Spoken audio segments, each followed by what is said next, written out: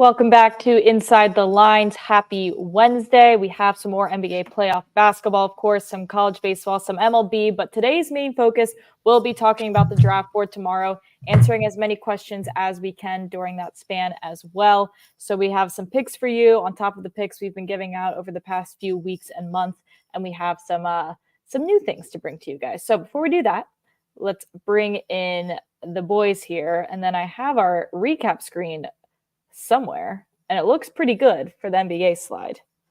Baseball, you know what? It's a good buy low spot for Jake. Here it comes. Please hold. She's on her way. Okay. Great night in the NBA from the team. 2-1 for me, 3-1 for Steven. Looks like a great spot to buy on Jake. That's all I know for today. I mean, and also yesterday, I guess luckily the one that we hit was plus money, and a couple of these were plus money bets and long shots. So overall, if you combine everything, if you took everything, probably plus money. Yes.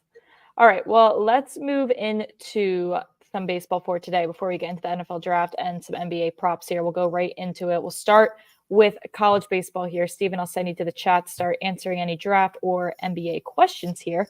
All right, let's take a look. We'll go to college here. Creighton, still a sensitive topic for me, talking about the Blue Jays here. I don't know how you're doing this.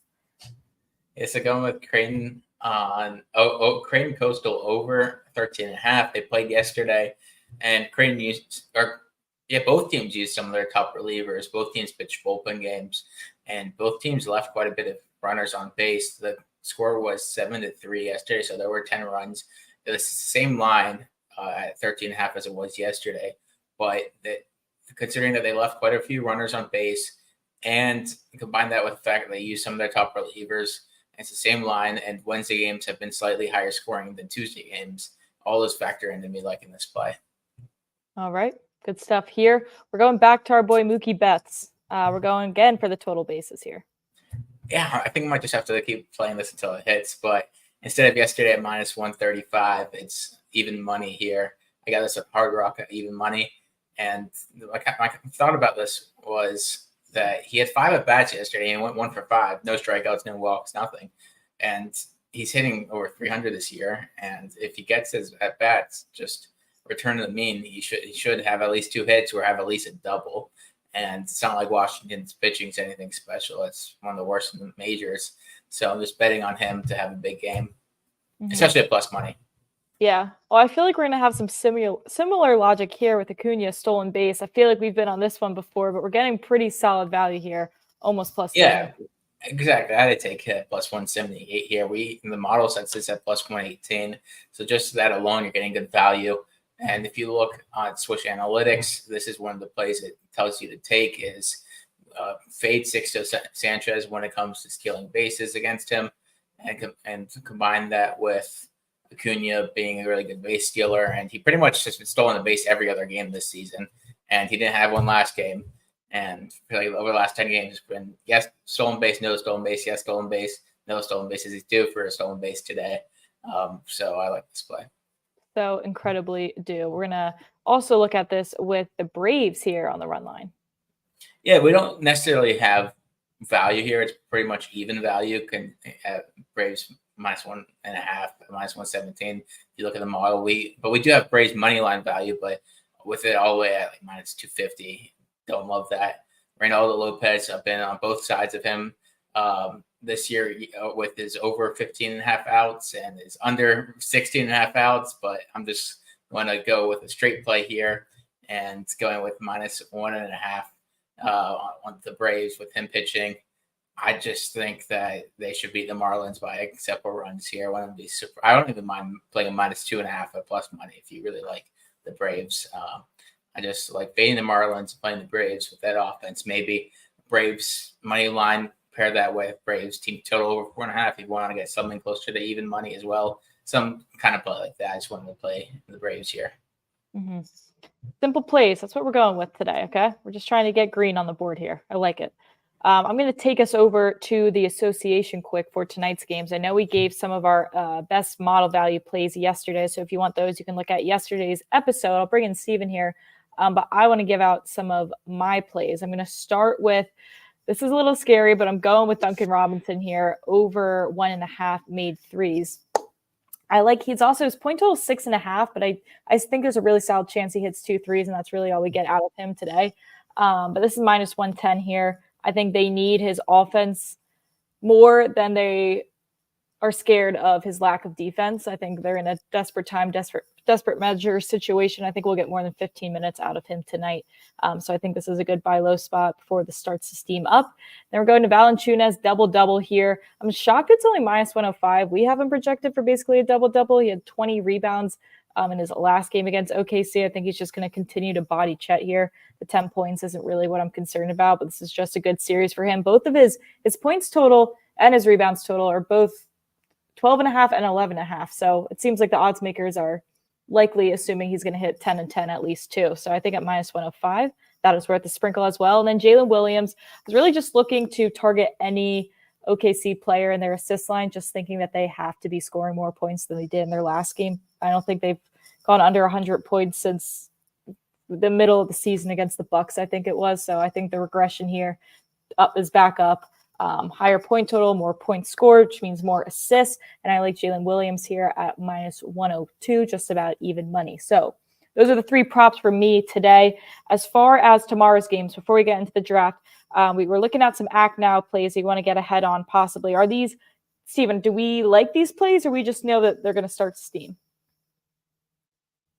You're muted. Oh, maybe I did that. Sorry. Yeah. We had too long a meeting today, so I think you're fed up. I do like them both, so we guess might as well talk about them. Yeah. We'll start with. Yeah. We can start with DiVincenzo here.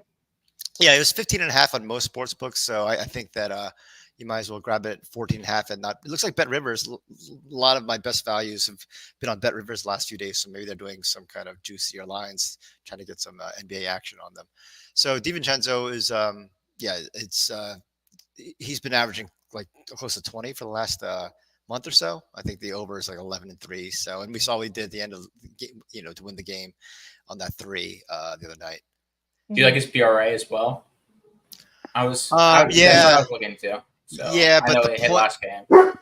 Yeah, we do, but the points was driving the value, so I didn't think that the value would be there if we did all PRA. And we already cashed on him PRA. That's a little scary to go right back. Yeah. Not this early. Yeah.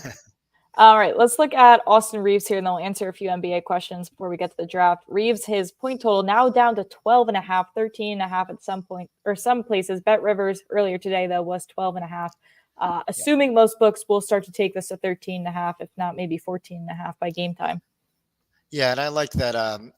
He hasn't scored much. D'Angelo Russell had that hot shooting night, but besides that 9 points in the last game, I think he cruised over this number. Looks like 7 games in a row, and the over for the season is like 70% at home. Mm-hmm. Yeah, love that. I wouldn't go back to Reeves B. Mills if it was 14.5, but 12.5. Come on. Yeah, now that's just simply below season average, and that's hard to go under 3 games in a row, right? Has to be. Yeah. Real quick, let's hit one question about tonight's games here with Caleb Martin. His point total set at 8 points. Yeah, we have it at 9.5, so we would like that. We'd like it a lot more last year, but when he was red hot. But he's due, right? 4, 7, and 5 last in the playoffs / play-in. Mm-hmm. Yeah, he's due for a double-digit game. Yeah. All right. Well, let's take a break from the NBA here. We're going to look into the NFL draft. We had about a 3-hour meeting this morning, really digging into the situations for this draft, finding some deep-weeded nuggets for you guys and some good betting value. Let's take a look at our draft betting board so far, things we've given out so far. You cannot find the value on most of these at this spot, but this is an I told you so moment to take early action when we tell you guys to. Chiefs take a wide receiver, Jacks take a cornerback, Michael Penix to go first round. We got it plus 105. Now you could get him to go essentially not first round at plus 220. So sneak peek, that's going to be a hedging situation. Joe Alt basically to go to the Tennessee Titans, the 7th pick.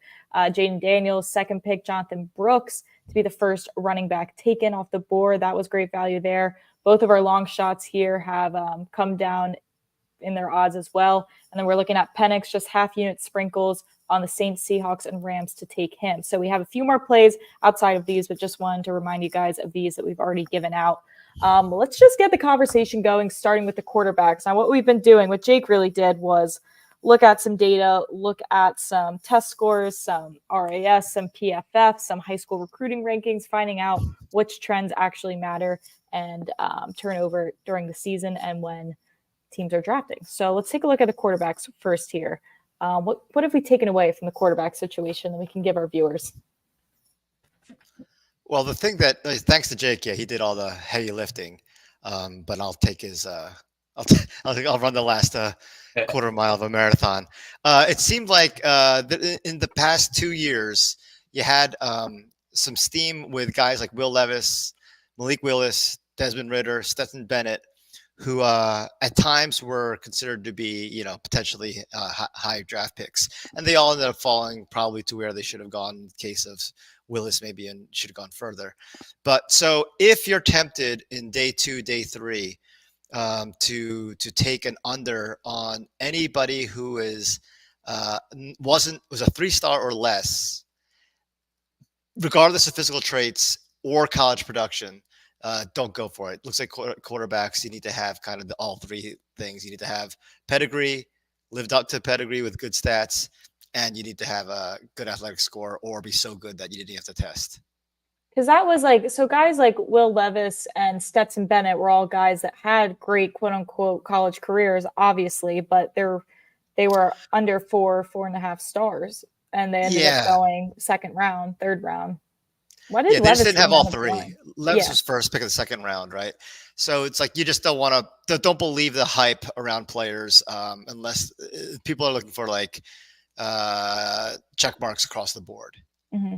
And so one thing I forgot to mention was our favorite quarterback prop, I'd say, outside of Jaden Daniels when we got him at plus money to be the second pick, was J.J. McCarthy, hedging him, taking him to be the 4th overall pick and 5th overall pick. Both were at solid plus money, so you could really come out of that situation profitable either way if he is to go 4 or 5. But just some advice in general, we would say, don't take these quarterback unders under X amount of picks when their recruiting numbers are pretty low, because scouts and teams do not seem to be a fan unless you have all 3 PFF, RAS, and high school rank going for you. So Jake, did you do the Penix? I mean, it's kind of boring to guarantee yourself a 5. Yeah, well, but I guess if you hit I plus 105 this year, above points, 5 units.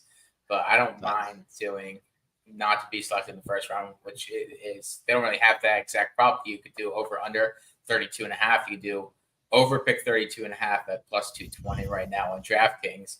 And considering all the other quarterbacks who haven't been who weren't high recruits and who had similar numbers as Penix, they haven't really been selected that high. I guess the one thing you can say is Penix was in the power conference compared to Malik Willis, who wasn't at Liberty. I guess they were independent at the time. But then again, you look at Will Levis, and he was in the power conference, but his PFF grade wasn't great. So I would be cautious on Penix just because of these pedigrees of quarterbacks who weren't top recruits haven't been that great. Mm-hmm. All right, well, let's move on to the wide receiver class here, pretty much the talk of this entire 2024 draft. Tons of potential here, tons of depth. No, not depth, just depth. We've looked at a few things. It seems like, and correct me where I'm wrong, guys, the PFF rank seems to be a pretty strong correlation to performance in the NFL. We're looking at guys like Jordan Addison, Tank Dell, Rasheed Rice, A.T. Perry, all guys who had really high PFF scores. When you're looking at guys in this class, we're looking at basically that big 3, Harrison, Odunze, Neighbors, all have that same high PFF rank. So as far as like a betting and takeaway standpoint, what can we really do with this information? I think it's more of players who fade and to watch out for is like the big takeaway. When we talked about Leggett, we gave him out plus 450, and he's he's probably one of the safer choices, considering that he had one of the best RS scores, but his production was also there. If you look at 82.5 PFF score, that's in the top half of these guys.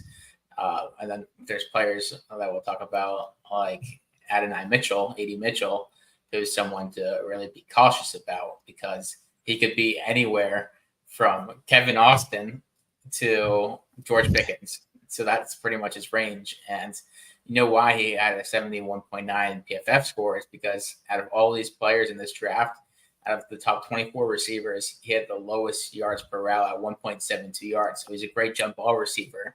Become NFL time, it's a lot harder to be successful in those type of routes.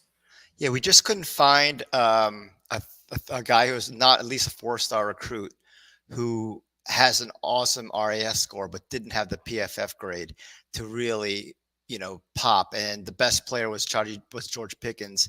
And, as great as his highlights can be, as great as he seems like he should be, it's probably his quarterbacks have held him back, but you could still, he's not up here. It's still a little scary. So I'm a big Ravens fan, obviously, if anyone who watches the show for more than 1 minute. And A.D. Mitchell was a guy that a lot of Ravens fans have been hoping falls to us.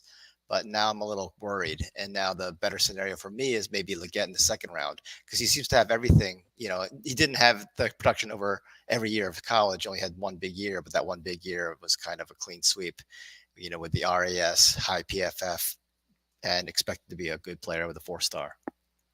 So as far as fading, you go, Mackenzie. As far as fading some of these guys with the low PFF, so guys like Xavier Worthy, I think was someone we said that he had a really low PFF score.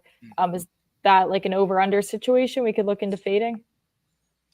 I think that's kind of what's holding him back for not being a first-round pick. And a lot of these, I don't think there's a great way to hedge Worthy really, but it's more of his outcome as a successful player is going to be. There's a big range for him as well.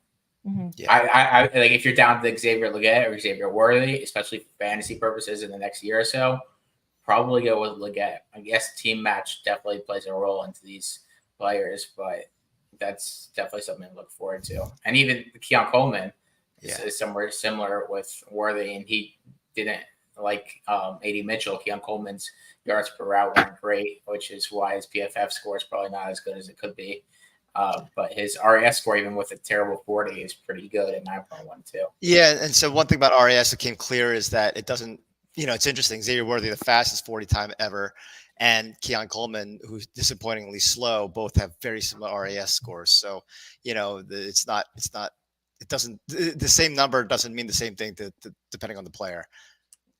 Yeah, I think that another big takeaway is maybe you should go for one of these safer guys in the second round and then consider not taking A.D. Mitchell or Xavier Worthy because they have such a boom or bust. And you get a Roman Wilson, a Ricky Pearsall, or a Ladd McConkey in the second round. And those guys are a lot safer and their testing numbers closely resemble, Zay Flowers probably closer to their testing numbers as well as Chris Olave and Roman Wilson have a lot of similar testing numbers as well. Yeah, we were looking at Roman Wilson to maybe go higher than expected here because he was similar to Olave. I can't think of what the number I think in last year's draft, draft, in a weaker wide receiver draft, he would have gone pretty high. But since this is like the most loaded wide receiver draft in the past 20 years, it's hard to tell where he'll go. But he's very similar testing to Olave. Yeah, so they're 0.09 apart in RAS. Basis, he's actually slightly higher in this PFF grade, both 4-stars, both from obviously Big Ten, Michigan, and Ohio State. So this is a good question. We probably should have addressed the RAS score, which I also just learned relative athletic score. Jake, if you want to tell us a little bit what that is relative to PFF. Yeah, so it's your relative athleticism score based on your position. So it takes into account all your measurements, your 40 time, your agility scores, and your bench press and everything, and how, since they've been keeping it track since 1987 is where they first started collecting all the data, and it pretty much compares each of these guys from historical combines. So like Anthony Richardson has a 10 RAS because he's the top guy of any quarterback ever tested, considering he's 6'4" and 240 and ran up in the fours. And other guys like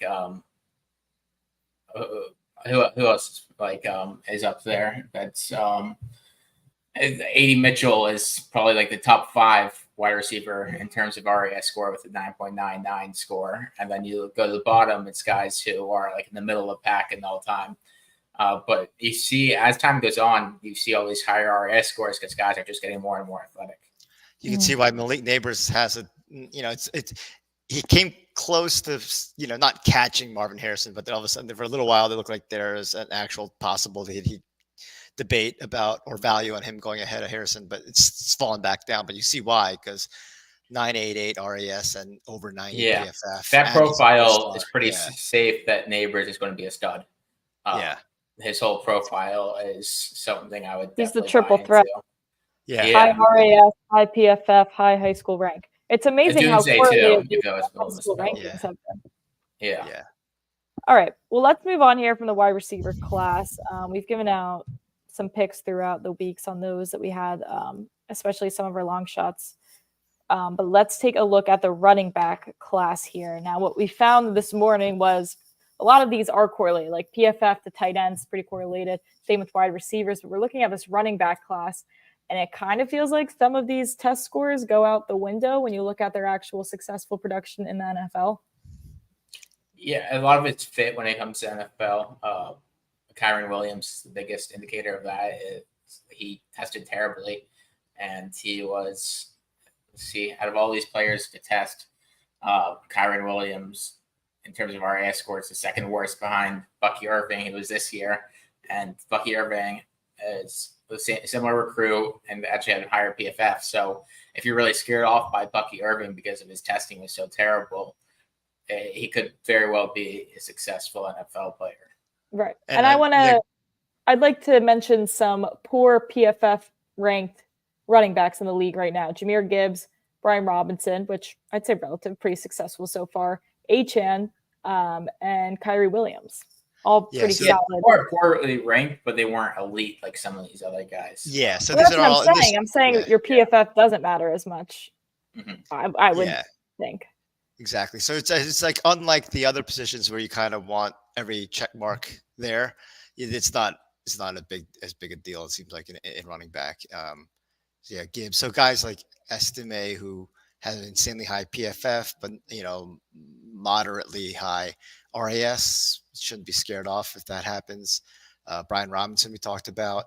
And then it's funny, the Achane seems like the greatest athlete I ever saw at running back based on his speed, but his RAS is only 5.72 because I guess he probably couldn't bench press more than anybody. Yeah, it takes into account your size, your weight and stuff. So his straight line speed was great, but his side to side and agility probably weren't that great, which is why he's 5.72. One guy that we saw that's very interesting is Isaac Orendo. Yep. Who kind of fits everything. Yeah. It's he killed his RAS score and killed his PFF right this year. He was pretty much the backup behind Jawar Jordan at Louisville, but he had such good. He even outscored him in terms of PFF grade. He transferred him from Wisconsin, where he's the third string back, and he's a guy who could have been a fifth rounder. Now could be a third rounder if a team really focuses on athleticism, and it could be a guy who really to pay attention to in fantasy, because these guys like Chase Brown and Zamir White have definitely outplayed their draft position already. Jalen Wright's another guy. Jalen Wright and Isaac Orendo, some of these supreme athletes look like they outplay their position. I took a break from our exhausting draft meeting to listen to a podcast by the Ravens media on a draft. And one of the guys who I actually agree with a lot had the Ravens taking Orendo because, he kind of fits. He's got good size. Third round? Yeah, third, because he's like 6'2", 220. Which is if he goes to the right position, he reminds me a lot of Tyler Algier. And I think that even though he's a better athlete than Algier, I think in the right situation, I'm intrigued by that because we don't know when Keaton Mitchell's will be back. All right. Let's get out of Ravens world here. We got a lot more to get through here, and we are running quite behind. Never. Question from B Mills, which I think is good because we didn't really touch on any of this. And I saw these props on DraftKings here. Certain conferences over under for first round picks. Looking at the Big Ten here, the line set at 5.5. If we have any type of idea of how we'd feel about this. So the Big Ten, Marvin Harrison's a lock. I'd probably start with locks first. Marvin Harrison, and then check. I'm gonna bring up. I could bring up. That's where I'd go and look at, and that's where you take other odds, like to be drafted in the first round, and use that to find just value. Sometimes that's the best way to get value. So this is the last draft we have in this database. We can go in there. How many does Schrager have? He does a pretty good job, right? For Big Ten on the screen. Yeah. 1, 2, 3. What we got here? I have their college team I can pop up too, but Jake's got it. 4.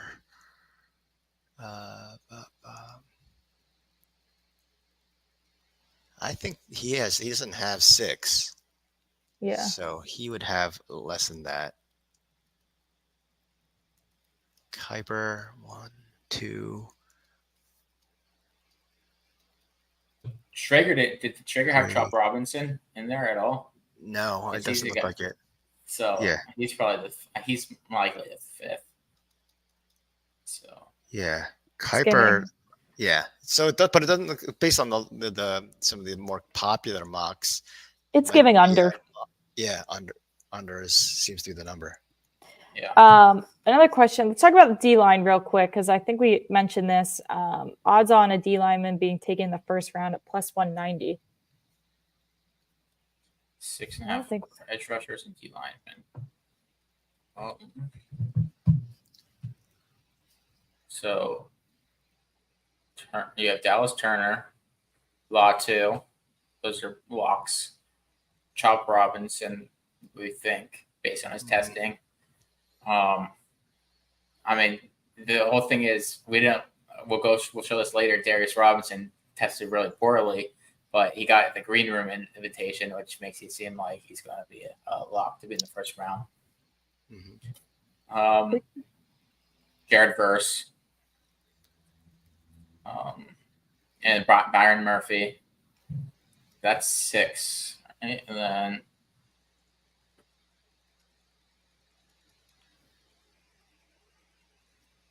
Chop Robinson and Kool-Aid McKinstry, just crazy names. And that's 6, right, Steven? Yeah, but that's not 7. Yeah. So you are so right. Plus 190 though is interesting. So does he have Darius Robinson? It's Chop Robinson, but not Darius Robinson. Robinson got it. So I think it's probably 190 is probably even value considering Chop Robinson's minus 650 right now in DraftKings to be a first round pick. Darius Robinson's minus 400. And if those two guys are in the first round, considering that First is definitely going to be a first rounder, Turner is definitely going to be a first rounder. Byron Murphy is definitely a first rounder. And who else am I missing? First Murphy. Don't ask us. Byron Murphy. I don't know. I don't think it's kind of because it's a lot of offensive linemen are going to be going. A lot of offensive linemen. A lot of quarterbacks are going to be going. So I say under. Yeah, it's looking. I'm anti. In case anyone was wondering my opinion, which I know you all are. Yeah, no, it's not like a superstar. If we're fighting for our lives to find the 7th, then it can't be that obvious. It's Johnny Newton, Jerson Newton. He is minus 280 to be a first round pick, but I could see him dropping because he's one of those guys. His profile isn't that great. Mm-hmm. So I lean under, but based on that, these guys are all minus 280, minus 400, minus 650 to be first round picks.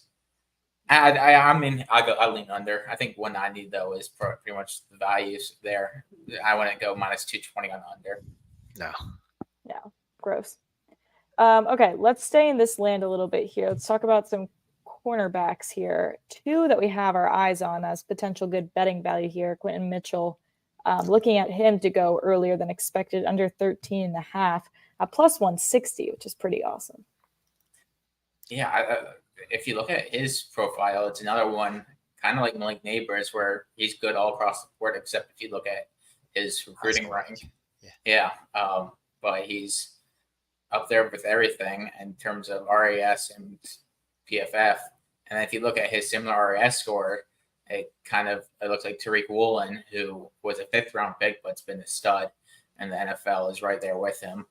Joey Porter was pretty good as a rookie last year, but Joey Porter is great at Penn State, wasn't nearly as good as Mitchell's at Toledo the last couple of years. And so it looks like all these guys with really good PFF scores outside of Deonte Banks as a rookie last year have been really good productive-wise. Trent McDuffie's been a stud. He's a Pro Bowler. He was a high recruit, but his PFF grade was good and his RAS was good. But it looks like Quinyon Mitchell is pretty much safe. And getting him under 13.5 at plus 160, and I think his testing shows that he probably should be the first cornerback taken. Terrion Arnold is right there in terms of RAS and production, but Quinyon Mitchell's higher in both of those. Is this correct? Devin Witherspoon was a 2-star? He's a two-star. Yeah. Jeez. Yep. Some of these 2-stars, like Devin Witherspoon and so that's why I noticed a lot of these guys who were 2-stars, but their PFFs are really good, end up being really good in the NFL just because they have something to prove and they're not done working, where these 5-stars kind of get lazy at times. Yeah, so Mitchell seems like really safe. I'm surprised it's plus 160. Yeah. Yeah, and the big thing is I think 13th to the Raiders is pretty much why they have it there. And I guess the Raiders have been linked to Penix, but I think this is too early for Penix. I think he'd be a really good fit in Las Vegas with that team, who has a really good defensive front, and they just need secondary guys. I think that's the spot I would take him. Mm-hmm. Let's look at another cornerback here with some plus money on their under as well, looking at Nate Wiggins, who might be a little undervalued here by the odds makers. What makes us like him to go earlier? He's solid all around. He's just like Trent McDuffie, pretty much very similar all across in terms of their recruiting out of high school. Their RAS scores are pretty much similar. And the one thing that's holding back Nate Wiggins from his RAS score is he was underweight for a cornerback. And you should think an NFL weight program should beef him up a little. His PFF score wasn't as good as Trent McDuffie, but if you look at all the CBS mock drafts, half of them have him going under 26.5, half of them going over. Maybe underweight. Maybe it's Emmanuel Forbes they're worried about. Yeah, probably Emmanuel Forbes. But Emmanuel Forbes, yeah, it's like a longer cornerback. Yeah, he's tall and super skinny. Right? Yeah, and Nate Wiggins is like 5'11" and not that skinny. Not that skinny. Hey, he could be watching. Yeah, but the high school ranking coming out shows that Wiggins kind of lived up to the hype in terms of production and athleticism. So I think getting plus 180 for under 26.5 is where you should go. I've seen him go into my Jaguars and put a bit of mocks too. Yeah. Okay. The moral is over 9.4 RAS, over 80 PFF. There's no reason bust. Mm-hmm. No bust from Nate Wiggins. Love to see it. All right. Let's move on here. Let's head back to some offense here. Going back to our tight ends, we found another play that we like at plus money to add to our draft board here. We've talked, not much to say about Brock Bowers, obviously going to be that first tight end here, but some value on a second tight end here. Yeah, I love Benson Knott. Pretty much checks everything. And in terms of being the second tight end taken, I didn't think he was that athletic until he tested. Another guy who was a 2-star, not ranked at all coming out of high school. And so he has a lot to prove, and he's proven himself. And his biggest competition is Jatavion Sanders and Theo Johnson, and those guys are the opposite of each other, where Jatavion Sanders had a terrible RAS score, pretty good PFF score, but then again, Sinat had a better PFF score than him, even though his strength was that. And then you look at Theo Johnson, and his PFF is towards the bottom. Even I think it might be one of the worst. Yeah, so it's the 4th worst. Even though he was a 9.93 in terms of athleticism. And if you look at some of these guys who were pretty athletic, they haven't really panned out. And this athleticism score for tight ends is a little wonky because, it was like Isaiah Likely, who is an awesome athlete. It's a 4.84 RAS because, he's an awesome athlete, but in terms of his on the field speed versus testing speed is very different. As he ran a 4.8 and couldn't jump, but then his broad jump was really good, and his agility was not that great. Yeah, but and then but his strength in the NFL has been like mossing people with his jumping, but it's interesting. Sanat and Laporta are pretty similar in this. That's why I think it's a copycat league. And if you see Sam Laporta was tight end one of last year, you take him over Kincaid now, considering what he did. And Sanat's the closest in terms of athleticism and PFF grade. Even though I don't think he's quite the player that Laporta is now. I think he's just going to be an all-around solid player. I think Tucker Kraft is really a good comparison for Sanat. And Kraft was pretty good as a rookie in Green Bay last year. Yeah, we dabble with Tucker Kraft a bit. Yeah, I would take Tucker Kraft in the third round again this year. And I think that Sanders could definitely fall to mid to late third. And Theo Johnson, I wouldn't be surprised if he really falls, just because it shows you that sometimes athleticism isn't all it takes in terms of tight ends. Mm-hmm. All I know is Jake may be gorgeous, but he has a very sophomoric sense of humor because he couldn't stop giggling after looking at Zach Kuntz's last name. He thought that was funny. I don't know why. Anyway, move on. Not his finest moment as a colleague of mine.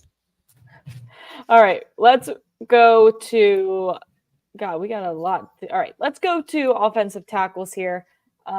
We don't have a ton of betting value on this, so let's blitz through this here, just looking at some trends for the people. Yeah. Because we've already talked about Joe Alt. Yeah. He's obvious. Yeah, Joe Alt's pretty much a can't miss prospect. And just like Mike Neighbors. And the bust rate's very low for guys who are solid all across in terms of their high school, their production, PFF, and RAS. Sorry. Mm-hmm. Here I am. Okay. I guess honestly that's not as exciting. Let's actually just move on to linebackers here because we actually have some value here looking at guys like Peyton Wilson and Dallas Turner. Yeah, I like Peyton Wilson compares very similarly to Jack Campbell from last year's draft in terms of really good athletes, really good PFF score. Peyton Wilson was actually a top recruit. He was like 38th overall recruit in the country. So he was actually a better recruit than Jack Campbell. But the thing is, he was a top recruit in like 2019. So he's been hurt for so many years that's the biggest knock on him. If he was a third-year linebacker, he would be as sure thing as a first-round pick. And I like him at plus 470 to be the first linebacker taken, even though Edgerrin Cooper is probably going to be taken. And he was pretty much solid across the board as well. But Peyton Wilson's more athletic. The big thing is Cooper's injury history is not as scary as Wilson's. And then the next one besides them is the Junior Colson, the linebacker from Michigan. Okay. So Peyton Wilson was someone we were saying you can get at first linebacker taken. Second. Yeah, first linebacker at plus 470 and the second linebacker at plus 350. So if he's first or second, you're up like 3 units. Exactly. So it's like JJ. Yeah, exactly. And I think he's plus 190 to be the third, so that's where they expect him to be. But I think number 2 is probably most likely. The thing that was interesting is he's third on Mel Kiper's big board in terms of linebacker ranking. But if you look up his overall big board on Kiper, he had Peyton Wilson ahead of Junior Colson. So it didn't make sense. I thought that was interesting. I was going to write an email to our friend Mel Kiper. All right. And then one more. Let's talk about Dallas Turner quick because we have some value on him to go a little higher than expected. Yeah, SEC linebacker or outside linebacker, edge rusher, who had pretty much very similar numbers to Will Anderson in terms of PFF, and also like Will Anderson. Or I guess Will Anderson didn't test. We can't really put your stuff. You're giving me a headache. I know. I don't know where it'd be outside linebacker. Okay. Yeah. All right, there it is. All right. Yeah. So. Chop Robinson. And Dallas Turner was just pretty much solid across the board. The one thing is, if Will Anderson did test, he probably would have been like 9.9 RAS score. But profile is very similar to Will Anderson, not as productive as at Alabama, but these Alabama edge rushers, they do well once they go to the pros because they're in a pro-like atmosphere when they're at Alabama. I've seen him go a lot of mocks 8th to Atlanta. Some mocks I've seen 9th to Chicago, but we're hoping he goes 8th to Atlanta, and we're going under 9.5 at plus 130, I think it was. Another big plus 130 play. I guess plus money play is really what it meant. But I want to take a look at this recap board of what we've added here on top of the other plays that we have dished out through basically the whole winter and spring. Looking at plus 170, plus 220. Peyton Wilson, we're taking first and second here. Dallas Turner, plus 150 to go under 9.5, or plus 170 now you can get it. Regardless, pretty solid value. Quentin Mitchell to go under 13.5 and Nate Wiggins to go under 26.5. All great plus money value to go along with some of our other plus money value we gave out earlier in the last few weeks and months. If there are any other draft questions, certainly feel free to ask us on Twitter. Ask Jake on Twitter because that's more of his wheelhouse here. So I think that's all we got for today. We really got in the weeds here, boys. That was a lot. Oh yeah, that's all we got. That's all we got. I'm excited to see how this record turns out for us across all of our draft props. But we got some NBA, we got some college baseball, some MLB as well. So with that, good luck with your bets tonight. Steven, you got anything to add here? Yeah, if they do well, it's our picks. If they do poorly, it's Jake's picks. Yes. On that note, we will see you guys tomorrow. Go team.